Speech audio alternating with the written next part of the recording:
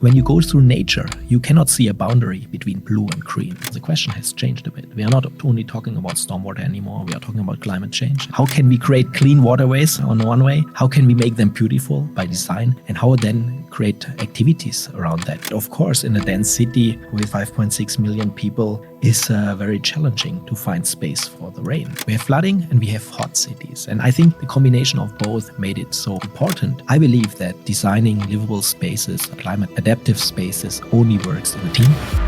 That is Tobias Baur, professor in landscape architecture and design at the Eastern Switzerland University of Applied Sciences and former partner at Studio Ramboll-Dreiseitl. Tobias developed a lifelong passion around the connection between humans and water, growing up along the waterfront in Germany.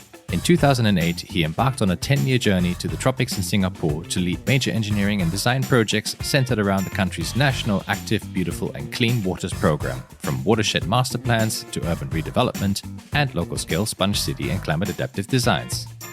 My name is Peter Markus Bach, and this is the Grand Challenges Podcast, a show about inspiring individuals who are stepping up to tackle the global challenges that our world is facing in their own unique ways. We reflect on the many out-of-the-box ways our guests have navigated the complexity and intricacies of the environment at the cutting edges of science, engineering, technology, and design.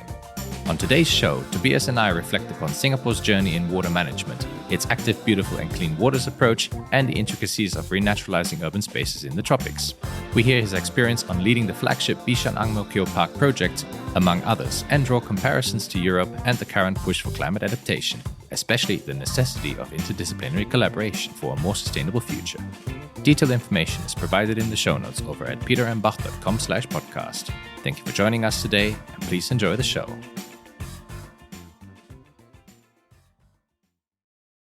Welcome to the show, Tobias. Thank you, Peter. Thanks for inviting me. It's good to have you here. And it's funny because we met two years ago now in Davos, or was it even 3 years ago? Yeah, it was, I think, 3 years ago at the Biodiversity Forum in Davos. And yeah, we realized very quickly it was a small world because we found out we knew the same person, even though we had completely different pathways. And now we basically sit how many buildings away from each other in the same institute. That's true. And we work together on projects. Exactly. That's even more fun. Exactly. And I think it's going to be very interesting to see, what your journey has been, because you've spent a lot of time in a country that I grew up in. And we're really in the same area of sponge cities, blue-green infrastructure, sustainable water management and planning. Yes, absolutely. And I think that also made us so comfortable with each other because you come from Singapore. I spent 10 years in Singapore. So we had immediately topics to talk about. Besides, we worked internationally on stormwater and sponge city projects. Yeah, and I guess that's probably the best place to start because I left Singapore in 2003. And for those that know Singapore, Marina Bay Sands, one of those big landmarks, well, the Marina Bay was still salt water during the time I left. And since then, it's completely changed. Can you tell me what's kind of happened since I've left? Because I haven't been back for various reasons. Yes, I arrived in February 2008 in Singapore and I spent a bit more than 10 years there. And you just mentioned Marina Bay Sands was still salt water. When I arrived, it was not salt water anymore. The Marina Barrage was built already, but the building was not up yet. So when I first arrived at Esplanade, which is across, I saw a huge construction, and then slowly over the years the building was built. And of course, in 2018, everything was completed. Garden by the Bay was completed. And even in these 10 years, the city has changed a lot. And I think that's the biggest difference to towns in Europe. So when you live there for 10 years, the cities are not changing so much. It is so true. They say if you leave Singapore for 10 years and you come back, you don't recognize it anymore. At least that's what my parents always told guests that were visiting us in Singapore. Yeah, so true. But I guess I do think we did reflect on one place that seems to still be there, which is Newton Circus. Yes, absolutely. Yeah. And it's a nice place, especially when you like to eat. Yeah. You get all the different kind of food and meet people, and all your visitors, you bring them to the place, and it's a nice hawker. Yeah, for those who don't know what Newton Circus is, large food store. They call it hawker centers in Singapore. You got little shop outlets of people selling their food. In fact, I think there was the local dish, chicken rice. There's a Michelin star version of that available at Newton Circus, right? There's also one at Chinatown. Oh, wow. Where they have the first Michelin star for chicken rice. Yeah. Okay, well. And the queue is amazing, so long. I guess when you have something that popular, you definitely want to try it.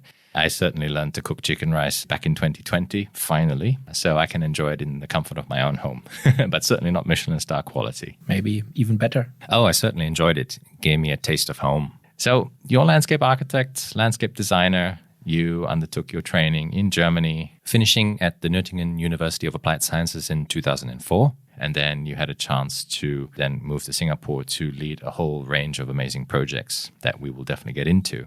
But I guess to start off, your thesis during your education was really bringing in this topic of building cities along the waterfronts. What created that connection to water from the very beginning? I think it's my background. I grew up at the Lake of Constance. I'm always engaged in water sports and being on the water. Every holiday we spend at the seaside. And I was always interested in the relationship between people and water and living at water. And even during my university, I was looked into designing projects in this kind of theme. And so that also brought me to my thesis, where I designed a water city near a river's edge in the Rhine Valley or Ruhr Valley. And during that time, I already worked at Studio Dreiseitl, and that was also one of the projects they worked on. And not only working on the edge of water, also working with the water. I think that was the second combination, which was really interesting, how to use stormwater and design a place, including that theme and that topic. I was always interested in that. And that at the time can be regarded as quite counterintuitive to how we've always seen water. It starts off as a resource and afterwards is regarded as a nuisance that we have to get rid of.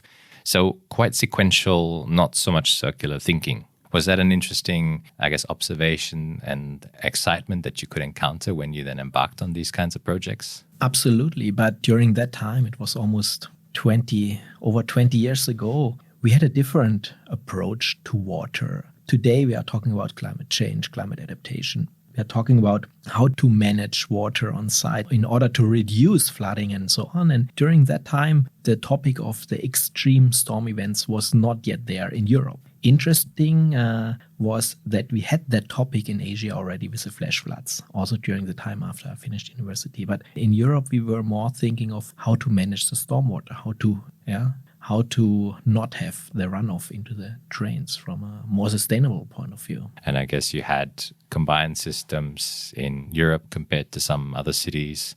Okay, in Asia, it's a whole different ballgame, which we'll get into just from the rainfall perspective. But you had a system in place and, well, it wasn't a question of how do you deal with it. It was kind of already out of sight, out of mind kind of concept. Absolutely. Yeah. So after your studies, you went to Atelier Dreiseitl, founded by Herbert Dreiseitl in 1980, and then merged with Ramboll in 2013 into Studio Ramboll-Dreiseitl. I think since then it's changed name again.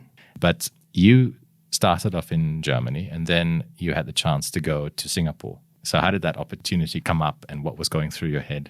I think I worked around 4 years in the headquarters during that time in Überlingen, and one day we got the project in Singapore, the Bishan-Ang Park. And this was one of the pilot projects out of a master plan which we developed over several months already in Singapore. And one of the ideas was to have an office in Singapore. That was a requirement also from the client to be on site and to understand much better what we are doing when you are there.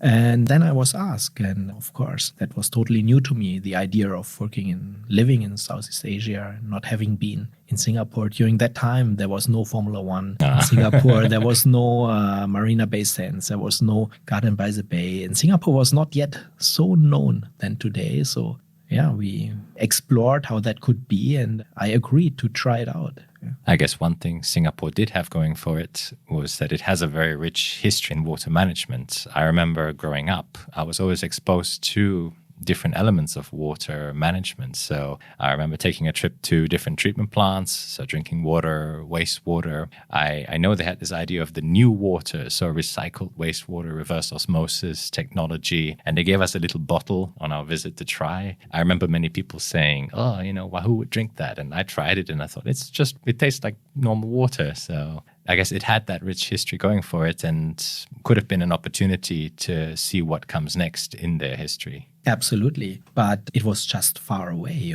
We were not talking about the water situation in Singapore. It was a different world, and we only came through projects to that country.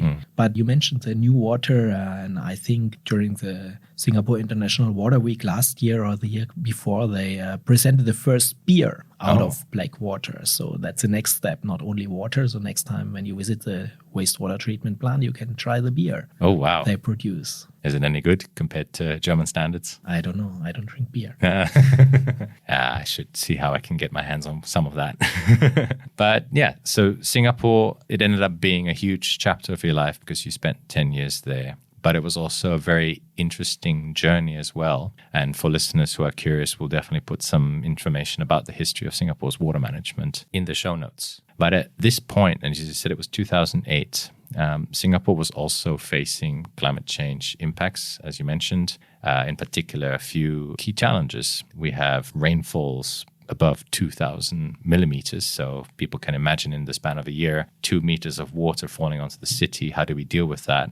We have urban heat islands. If you imagine temperatures around the upper 30 degrees combined with humidity in a concrete jungle, that's just very, very difficult. But I guess what it had going for it was a community sense of appreciating water, appreciating nature. I think Singapore is a very rich and a very interesting water story, and the entire world can learn from that. But I think the driver of this story was not climate change. I think the driver of that story was Singapore was dependent on the water supply from catchments from Malaysia.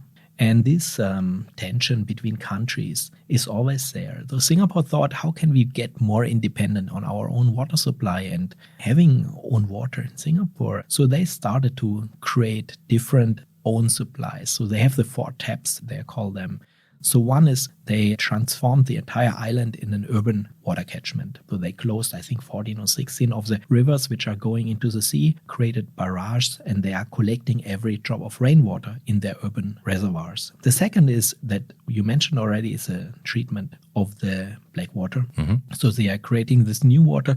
The third one is the desalination plants where they were at one and they built a second one. And the fourth one is the catchments in their nature reserve. So I think that was the main idea. How can we start to get more independent on water? And then this ABC came in place because this water should be cleaned. This water should not create problems in terms of flooding. And this water should not be dangerous. So they came out with this ABC strategy, which is called active, beautiful, and clean. So I always go from the back. So how can we create clean waterways on one way? How can we make them beautiful by design? And how then create activities around that? And active spaces. And active spaces, yes. Yeah. And it launched in 2006. So I guess it just came out just after you arrived. So you could dabble in that quite intensively from the very start. This is what we describe in Europe, in other parts of the world, as the sponge cities concept, as the water-sensitive urban design, or the water-sensitive cities idea. But Singapore, in a way, valued the community stewardship. They valued the involvement of the public, the private, and the people as part of this program. And I remember that was stressed quite strongly when I was reading through some of the principles of the ABC Waters program. Yes, absolutely. So they integrated the public in the processes, which was very rare and very new also. But I think it made the places a better place, right? So it made the place for people, and people are identified with that place. So I thought this was a very nice journey they took. So to put some context, Singapore's land area is around 700-ish square kilometers, 734 for those who like the exact. Housing, last I checked, 5.6 million people. I guess back then it was a bit less. But 2/3 of this land can be considered water catchment areas from which they're collecting the water, managing the water in many different ways. And I guess for 2,400 millimeters of rainfall, that is a decent amount of water that you can then have for water supply. So partly what's interesting about the ABC program is that rather than just, finding some magic solutions to solving the problem, they adopted the so-called source, pathway, and receptor principle. So slowing down, capturing water at the source where it falls, then enhancing the conveyance systems. And actually, if you go to Singapore back then in the day, a lot of these conveyance systems are giant concrete channels. And so they have a very different way of thinking now as part of this program. And then finally, protecting the downstream areas from potential hazards, flooding or pollution that runs off. I guess, did I catch the essence of the program in that short summary? Absolutely. I think the main task was really to treat or to manage the rain at the source. And I think that's also the approach of Sponge City, of water-sensitive urban design around the world. We need to really look at the source where the water falls. And it makes no sense to convey the water to other areas and then also create problems. And therefore, I think the approach was exactly the right one. But of course, in a dense city with, you mentioned, 5.6 million people, is very challenging to find space for the rain. So therefore, the idea of having places which can be used for different functions, multifunctional, is very important. Yeah. When you have conflicts of space or when you need it for multiple uses, then why not use a dual purpose? I guess the most typical example, and I'm sure we've mentioned this on past episodes, being a playground. During the dry periods, children can play, and when it's wet, it can store water. Absolutely. Or the river, which is designed to have a floodplain. Yeah. And I guess that's, we've seen examples in the Netherlands, but when you look at Singapore with these large swaths of land and then these giant concrete channels, that is a giant opportunity. And that's what you got a chance to embark on as the project lead of this so-called flagship project, the Bishan-Ang Park. Could you tell me a bit about the context of this project and what your first impressions were when you embarked on it? Because it is such a huge and famous project as part of Singapore's journey across sponge cities and across this sustainable water management. I think when we first saw the project, and this project was one of the selected projects of the ABC master plan, which the office worked on, we saw an amazing potential of combining the blue and the green. So at the beginning, everything was thought in silos, right? You had the blue waterways, which were operated by the agency for water. You had the green and the park spaces. But when you go through nature, you cannot see a boundary between blue and green. You have rivers which can be accessible, and these concrete canals are not accessible. And that was the vision we had in mind, was really, can we go back to nature? Can we take out the concrete and have an image where kids can really get their feet wet again? I guess you think of those pictures where you see children playing in the summer and in the rivers. I guess that's the kind of image you would want to create for a place like Singapore, which is quite built up. Absolutely. That was one image, but we also saw the opportunity for enhancement in biodiversity compared to a concrete channel. We saw the opportunity of a river, which is not disconnecting neighborhoods, which is bringing neighborhoods together, which is the front of the building or not the back of the building, for example. And this was perhaps one of the most important rivers in Singapore, the Kallang River, which goes into Marina Bay. Which goes into Marina Bay eventually, yes. And you had two very, I guess, well-known districts, mixed developments, but also high density as well. And it was an opportunity to connect these two districts, Bishan and Ang Mo Kio. Absolutely. So this, however, as you mentioned, the silos themselves was, of course, or is still a challenge in many places. But this project gave you a chance to actually bring some key authorities and key figures together in the design process. Absolutely. And I would say that was the success of the project. And if someone asked me today, why was that possible, this project? And why was it possible to do it? It was possible because on both agencies, there were two people leading the agencies who had the courage and who had maybe also the trust in us as planners to go together and do that. And I think that's also something we should learn from that project, is to work together. And so these were, I guess you had the PUB, which is the National Water Agency, so the Public Utilities Board. You had the agency in charge of parks as well. That was National Parks Board. The National Parks Board. And then you actually worked together with another engineering company, CH2M Hill, as well on the project. So it was actually quite a few of you. How did the engagement look like? Because I guess you started with this, not really a blank slate, but you started with this existing area with a lot of the concrete. I think everything started, and before I came to Singapore, I think the first vision was created by Ramboll-Dreiseitl and in a design workshop, and all started in a small little hut on site. So I think going to site and understanding the topic, understanding how it feels is very important. So everybody came to this little hut without air condition, was really hot, and the idea was presented, and also the idea of working together was then created. And they were receptive from the start, or were there some challenges? I think the leaders of the two agencies, the CEOs, they were absolutely receptive. I think during the process of designing, we always had walls where we had to climb over, or we had problems to solve. So talking about safety, talking about erosion, talking about maintenance, different things. So there were always problems coming up. But I think the vision was so strong that we always came over and found solutions to solve these problems together with the entire team. And being an, I guess, existing area at which you had to re-engineer or recreate, you had to also look at a whole range of other aspects, not just the water itself, but from what I understand, there was soil bioengineering. You needed to bring on horticulturalists to look at plant selections.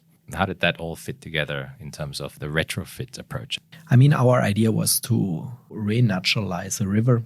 And we all know how to do that in Europe, right? We have soil bioengineering techniques. We have different plants which we can use. We have contractors who are doing that since decades.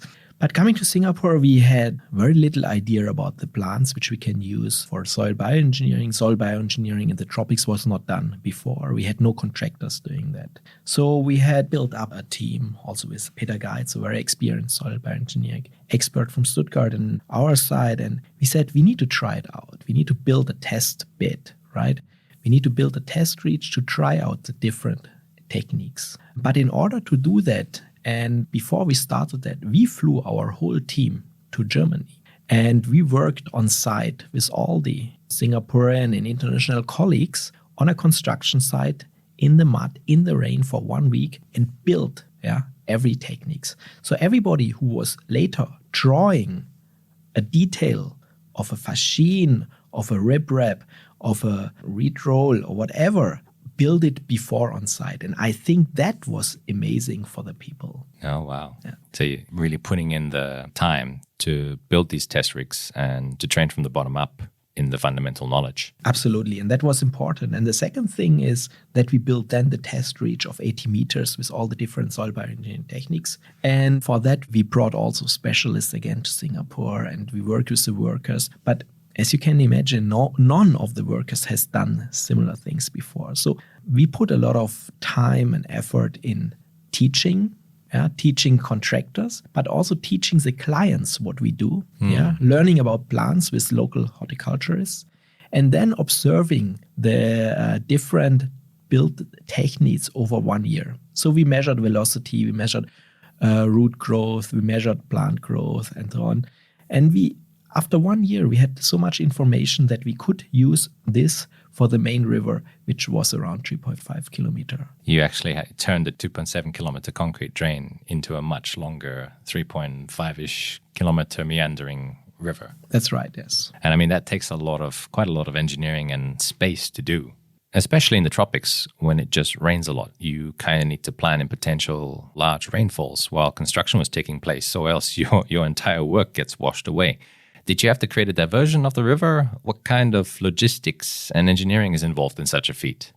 I mean, at the end of the day, you see a river and it looks very simple. Everything is green, right? But behind that is a lot of design. It's a very long design process. I think we had 3 years of design and 3 years of construction. And it's also a very complex construction process, what you just mentioned. So in parts, you have to build inside the river. In parts where you create new meanders, you can build first a new river, later divert. So you have different techniques. But this river is absolutely into detail designed and calculated. So we have calculated with the different roughness of the different plant materials. We have looked into the stability of different soil bioengineering techniques at the different locations. So we know exactly the velocity, the shear stress of the river in each location. So it's really designed to an extent where we can also convince the client that this river is stable enough. It's gathering enough knowledge to understand the almost exact behavior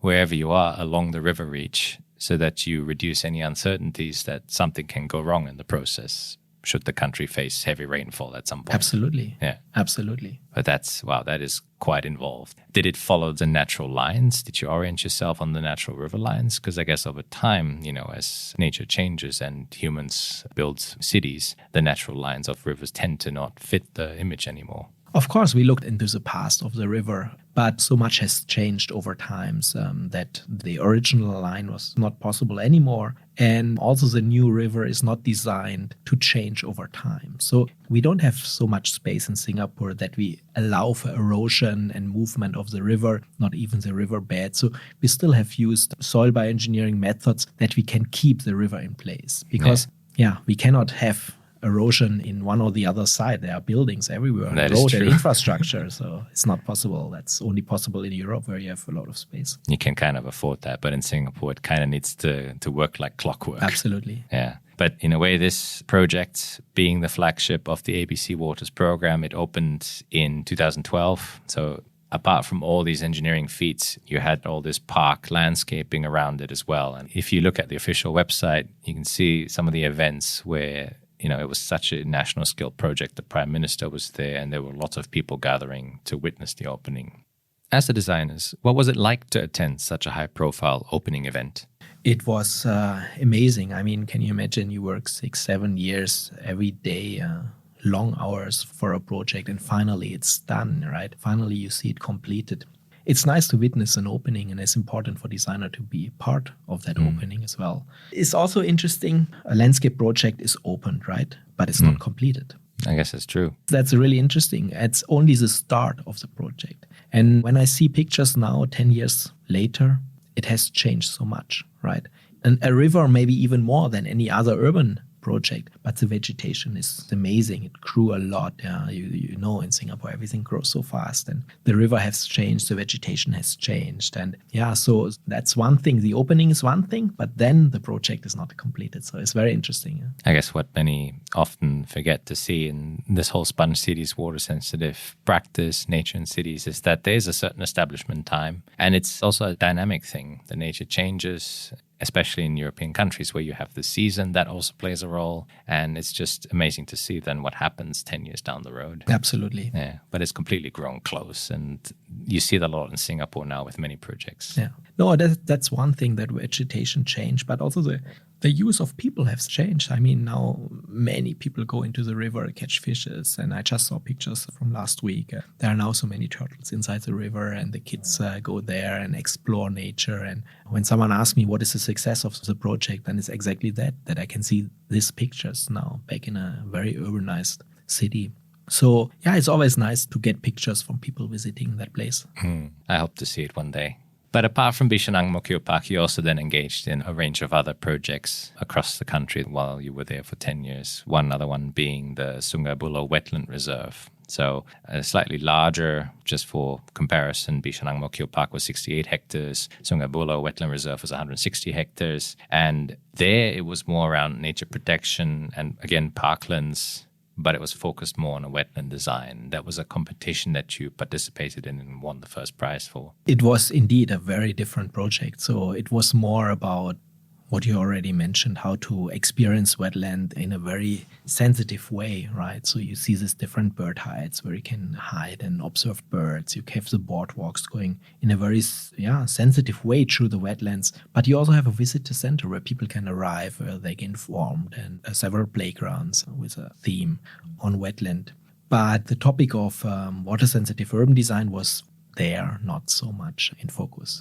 But beside that, we worked on many, many other projects in Singapore, where the question was always, how can we deal with the water at the source? How can we integrate small rain garden in neighborhoods? How can we reduce the runoff of a certain site, of a public housing site, to almost zero, right? How can we clean, in terms of phosphate, nitrates, TSS? Total suspended solids. How can we clean the water with this kind of systems? So I think the start of the ABC in 2006 was amazing, and many, many, many projects followed then. Including the major master plan, or the central watershed master plan, which you also had a chance to then really work on. So that higher level planning, engagement as well of citizens, climate adaptation, but also the development of guidelines to then support future projects. Absolutely. And the master plan was before the Bishan Park. So there were 3 design teams developing a Western and Eastern central master plan where they identified these pilot projects.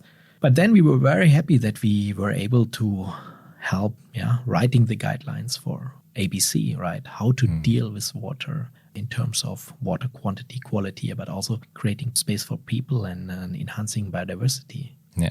One other element in this whole picture, especially of climate adaptation and in the tropics, is urban heat mitigation, working with mitigating the heat island effect and trying to cool the city down, or at least transition the city back towards the more natural style that they observed for a long time in the jungles, where it's often a lot cooler and that there's processes working. In fact, it came front and center to my attention when I read a paper, I think it was a year ago now, but this was published in Nature Climate Change, but they really looked at the relationship between temperature and humidity, and Singapore was very much front and center in this study, and it showed that in future, there's a certain threshold at which it actually becomes fatal for humans, and Singapore's going to be transitioning across that threshold if they don't do anything. So Absolutely. I guess that's gotten the country to really take a lot of proactive action. What kind of exposures have you had there in this particular area? Because I know it's one aspect that's quite close to your heart as well. Absolutely. And if we are working now on projects, we're always talking about heat reduction, heat in relation to health is a huge topic, which I'm also looking in. But to be honest, during that time, we were not talking about heat. We were purely talking about how to reduce runoff, right? We were trying to increase infiltration. We were not even talking so much about the evaporation, how to increase evaporation to a maximum, right?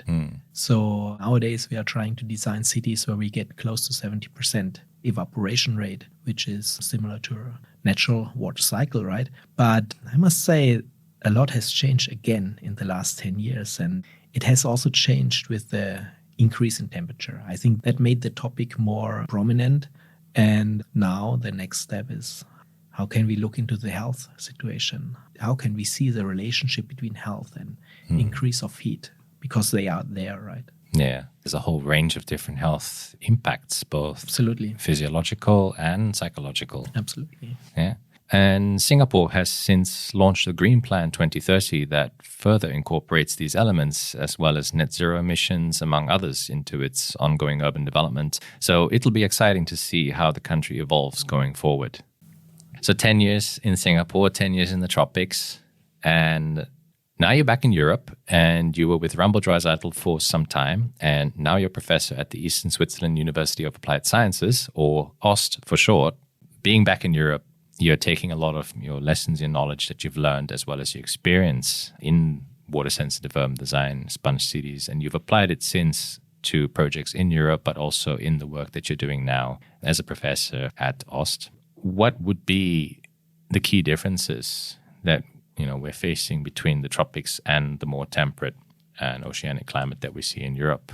I think the question, as I mentioned before, the question has changed a bit. We are not only talking about stormwater anymore. We are talking about climate change. And climate change is, on one hand, the increase in rain events, right? We have these heavy downpours and the flash floods. We also have the increase in temperature, which we have to deal with. Yeah, heat island effects, the tropical nights in the towns. But we also, and I think that's the third layer which we have to look at, we have the reduction in biodiversity, which we should also address by designing livable cities. And at the end of the day, we need to talk about the people, right? Yeah. We need to design the space for the people, and there comes a whole situation of health into play. And if you can start to use one of these particular functions or needs that we need to address to bring the systems into play, then you can actually start to sort of showcase how these systems can fulfill a whole range of other benefits. Absolutely. I mean, we are talking about ecosystem services, right? And we can learn so much from these. And if we bring that now in urban areas, we can solve a lot of things. And the best thing is, of course, to solve all together with one action, right? Yeah. No, that's true. I mean, with space constraints, even though Singapore is a very space-constrained place, we still have a lot of space conflicts in Europe when you're trying to plan, right? I think we always have a space problem in any projects. If I'm just talking about roads, right? A road has a conflict. If we use a cycling path, or if we put a tree, or if we have the whole infrastructure below the road, I think there is a conflict at every corner in the urban space. And then bringing in nature, that in itself can take a lot of space. Absolutely, yeah. I'm thinking of a tree. Like if you're trying to plant tree pits, tree boxes, to put up more trees in the streets, because trees provide shading, there is a certain amount of space you should be giving the tree underground so that it can actually establish its roots. Because if it can't, it's not going to be a very tall and bushy tree in the end, right? Absolutely. And they're not only providing shade, they're also evaporating the water back into the water cycle, right?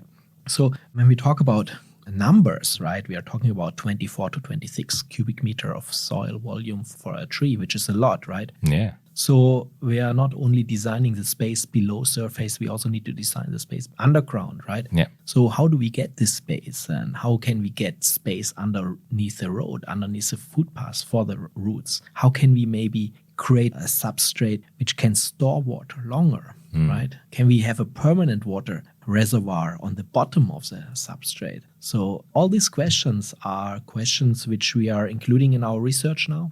Yeah. I mean, we are working together on one. That's true. And we are trying to find answers on that, right? And how you then, I guess, resolve it in a smarter way and then bring it into practice as well, which I think is, still very tricky. People are open to it, but I think there's still a long way to go to, I guess, educate everyone so that we not only build it properly, but we can also manage it and maintain it properly. Absolutely. And I'm against a lot of these technical solutions. I hope we find for all these low-tech solutions, right, where we don't need to put in plastic, concrete, and other kind of things into the underground, where we can really work with substrates again and with soil and stones and pebbles to create this kind of solutions. Rather than trying to, I guess, build prefabricated boxes. Absolutely. Yeah. I think you want to make the space more fluid, if you could describe it like that. Yeah. So in Switzerland itself, what are some of the challenges that we're facing for the implementation of, and here they call it sponge cities? I think Switzerland is doing quite a lot in order to push the concept of sponge city further. They have created this sponge city group within the agencies. They have a strong network. They have a website where they exchange ideas, where they create lectures, courses, and so on. I think they have done a lot. They have started implementing projects. They have pilot projects. They're doing a lot of research, spending a lot of money on this.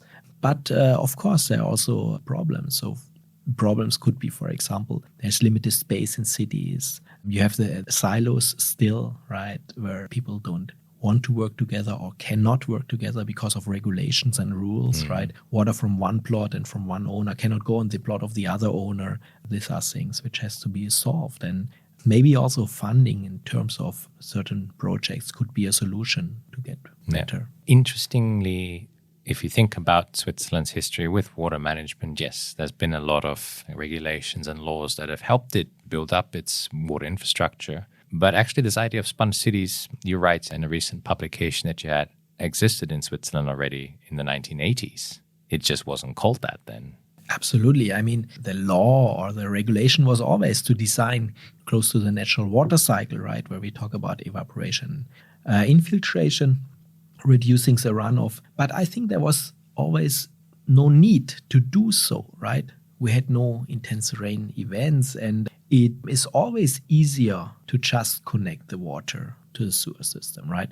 But the idea and the concept is not new, and the vision is also already written down since many years. So do you think the new terminology, the word sponge city, has gotten people's interest peaked more? Or how do you think that has an impact on the way we, I guess, move and do new things, or to do more sustainable things quicker? I think the reason why things have picked up is because we have flooding. It's so easy. We have flooding and we have hot cities. And I think the combination of both made it so important. Then the new name came out. We were both there at the meeting where we talk about what is the right name.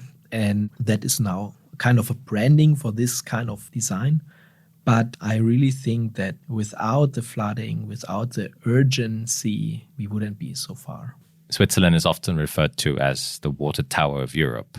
Water's always been not that much of a concern. It's always been kind of safe and secure. And I guess that name is now being threatened by climate change, by floods, by heat waves. That's where, I guess, branding can help as the solution, even if the solution's a bit more complicated to implement. I think another point is also that we have maybe enough water, but maybe we don't have enough water in every month of the year. So we have very long drought periods during summer. And the question is also, how can we maintain the trees during that time? How can we maintain vegetation? Do we need to artificially irrigate the plants? And my answer is, of course, no. We don't want artificial irrigation, right? So we want to build a system which is healthy, which can maintain themselves, right? How can we store water in the soil over a longer period? How can the city work as a sponge in order to provide water for the plants? That's where these new thinkings are coming in. And it's nice to see that the country is embracing this idea as well, because I think everywhere needs its own kind of solutions, its local scale approaches. Where do you see in all this the role of the landscape architect and the landscape designer? I think the landscape architect is an important partner in this entire process. And I believe that designing livable spaces, climate adaptive spaces, only works in a team. So we need interdisciplinary teams where the landscape architect could play a major role, right? Because we can create visions, we can create ideas, we can create the space, the feel and the look and feel of the space. But of course, we cannot do it alone, as well as the engineer cannot do it alone, right? And the architects and so on. So I think it's a combination of many, many different disciplines, right? We need people talking about mobility, right? Only if we reduce mobility, space for mobility, which is at the moment taken, we can create space for green. So it's a very complex approach. In some projects, more difficult. In some projects, easier. But it only works in a good team. Definitely. And I guess with that interdisciplinarity, as you've said, and we've heard that many times on the show as well, how essential it is to combating climate change, to creating climate adaptation. And so where you're heading towards now, you mentioned the importance of health and how heat affects health and being able to quantify the health benefits of sponge cities more. I mean, that would be my personal vision, that we find out more between green spaces, heat reduction, and the health of people. And there are so many papers out there which show the relationship, which show the positive impact of greenery, of heat reduction to certain health situations. But there is no really element where we can quantify, where we say, okay, we need to have a certain amount of more. And that's something we are working on with different departments here, also with our health department, to find answers to that. And I guess that really then helps you bring the community on board again as well, because it allows them to also help you understand how they feel, understand how the systems affect them. We've certainly had discussions around the important health effects of nature on previous episodes, and there's a very famous book called The Nature Fix as well, which talks a bit about that. So yeah, it will be interesting to see where we head in future, but it's good to be sitting several doors away from each other now. So I'm looking forward to seeing what we create together in future. Absolutely, yeah. Yeah. Tobias, this has been really fascinating hearing your story and allowing me to revisit the place I grew up, but haven't been back to for more than 20 years, and to reflect on our observations now working together in the same country.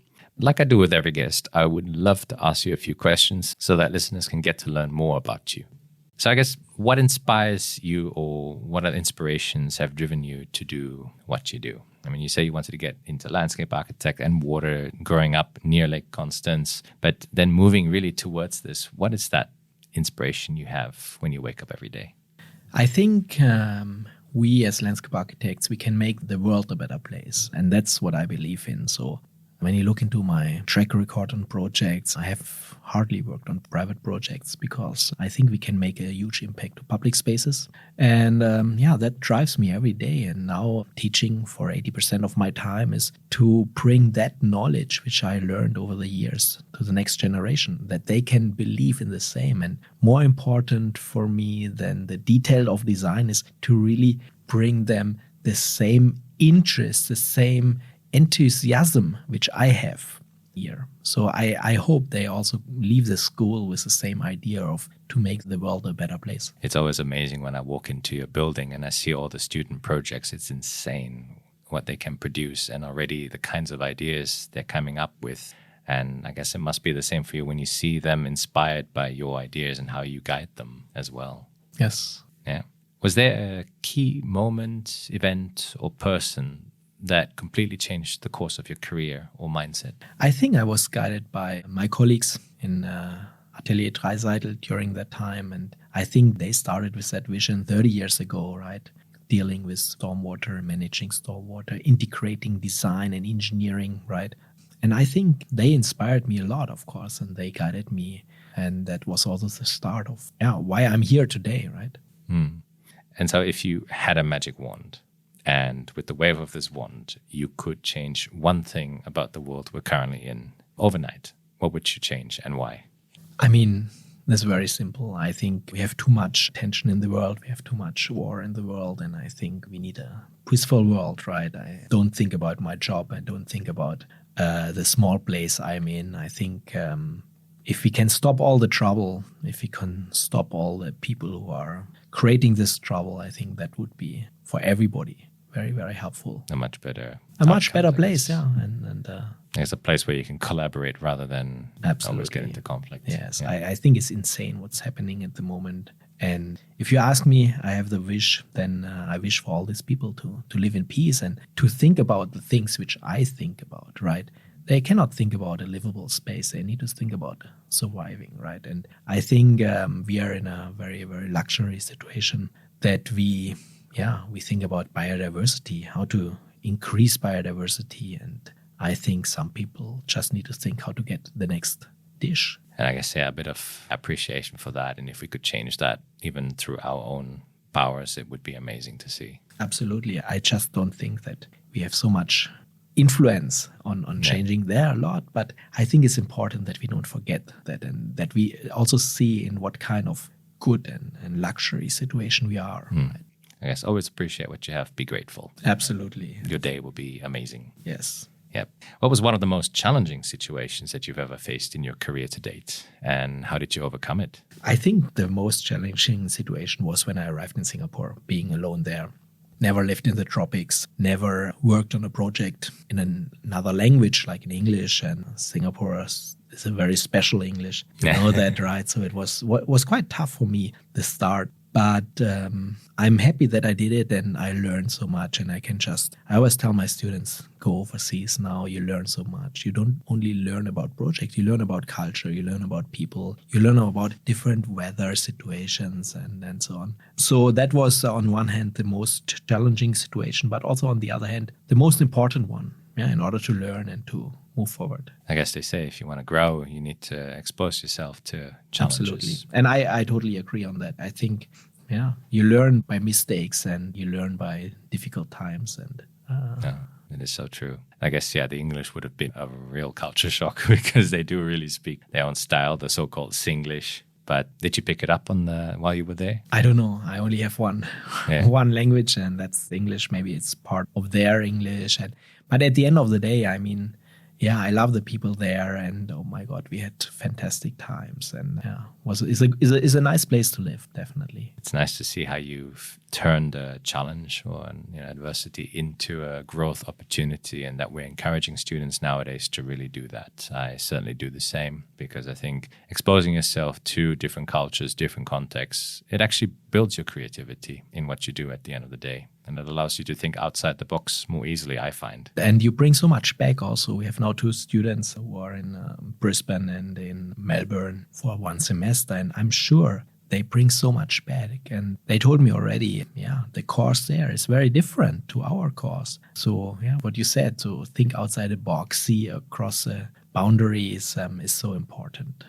So what tips and strategies can you offer in terms of time management? How do you maintain a balance between your professional and your personal time? Oh, it's a good question. I think that is a situation a lot of colleagues have, that the balance between work and private life gets imbalanced because we have so much work, we have pressure on projects. And as long as you love your job, I don't see a problem with that. I think it has to be in a healthy situation, but you love what you're doing, and then you're doing it a lot, and then it creates only problems maybe to your family because you are too often away and you spend too much time with work. And sometimes for me, work and private life got also blurred a bit, the boundary. Yeah. So having said that, I think it's very important to have clear project schedule, clear timelines. You need a good team, right, who helps you, to support you. But you need to organize yourself. And then I believe you can always find a good balance. And in our job, which is always project-driven, we have peaks, right, which we have to deliver, where we have competitions, where we have deadlines. But you have also other periods. And I think it's always an up and down, and it's always healthy up and down. I guess as long as you can maintain that balance across a longer time span rather than on a day-to-day basis, always finding time for yourself at some point, then I think it's Absolutely, healthy. yeah. But of course, there are also times where you have to firefight every day a problem, right? That's part of the life and that's part of the business. Yeah, you call it firefighting. Okay, I always call it putting out forest fires. But yeah. I don't know. It's just my English word. It doesn't matter. It's nice to see how we visualize it in our heads as well. And so what other advice can you offer to young landscape architects starting out? You mentioned the going abroad aspects, but what else can you offer? I think having a passion about what you do, right? Having a passion on designing, having a passion to create spaces for people. But also in our thing is also the plant and the vegetation, the biodiversity, flora and fauna is so important, right? To bring all this together and then go into the nature. I think that's also one of the things which I enjoy. I spend most of my time outside in nature, at the river, in the forest, in the mountains. I have all my sport activities are outdoor sports. And I think you can learn so much from nature. You can get inspired by seeing a river when you design a river. And so I think we should do that more. Definitely. I do enjoy my time in nature as well. I can certainly agree with that advice. I think it's splendid. And we need more of that, I think, in our lives as well. I think the world has become such a busy place, such a hectic place. I think just taking time to breathe in nature and for us providing these spaces is always it's a bonus to see. Where can people find you if they want to get in touch with you? Oh, they can find me on LinkedIn. I'm there, and just drop me a note. I'm always happy to answer. I'm always happy to exchange with people. And if someone is listening who is interested in research related to greenery, health, and Sponge City, and so please drop a note, and I'm always happy to connect on topics. No, definitely. And we'll put that as well as links to other things that we discussed on today's show in the show notes so that listeners can find out a lot more about the topic. But Tobias, thank you so much for your time. And like I do with every guest, I usually give my guest the final word. So one last message for the listeners to take away from today. Yeah, first of all, thanks, Peter, for inviting me again. It was a pleasure to talk to you. Yeah, I think just be happy by what you are doing and enjoy what you are doing and try to help make the world a better place. Thank you. Thank you very much. And that wraps up our reflective, contrasting and exciting episode with Tobias Baur. For more information on Singapore's cuisine, as well as water history, the ABCs of Sponge City and climate adaptation, or some insights on climate change impacts on health, check out the show notes for more information over at petermbach.com/podcast. And as always, thank you listeners for tuning into this episode and for your feedback and support. If you are enjoying this show, I would be incredibly grateful if you could share this podcast with your family, friends, colleagues, and even fellow designers. Please also do subscribe or follow this podcast on Spotify, Apple Music, or wherever you are listening from to be notified of the latest release as soon as it becomes available. If you are curious about me or my work in general, you can also check out my website or social media. Head to petermbach.com, my YouTube channel Peter Marcus Bach, that's Marcus with a C, or follow me on X, formerly Twitter, @PeterMBach, or Instagram @PeterMBach87. Feel free to reach out to me with any feedback or guest suggestions so that I can keep improving this show. The podcast's intro and outro song is called Starsky by Alex Karen. Stay tuned for our next episode and next guest to hear how they are tackling the grand challenges.